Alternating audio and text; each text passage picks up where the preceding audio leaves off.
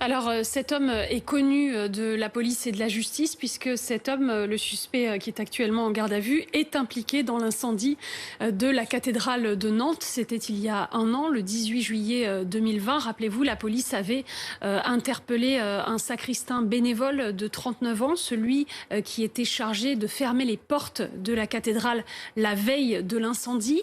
Il a pour cela été mis en examen dans ce dossier de l'incendie, incarcéré pendant plusieurs mois. Et puis le 31 mai dernier, il est sorti, remis en liberté sous contrôle judiciaire, une décision du juge d'instruction qui a donc décidé de le libérer dans l'attente de son procès, placé sous contrôle judiciaire avec un certain nombre d'obligations, notamment de pointer dans une brigade de gendarmerie, de suivre des soins psychiatriques et interdiction de paraître en Loire-Atlantique, donc là où s'étaient déroulés les faits. C'est pourquoi il était accueilli dans cette communauté religieuse. Il était accueilli chez les Montfortins dans le cadre de son contrôle judiciaire. Il y était accueilli depuis plusieurs mois avec une rupture toutefois, puisque cet homme souffre de troubles psychiatriques. C'était déjà le cas à l'époque de l'incendie de la cathédrale de Nantes.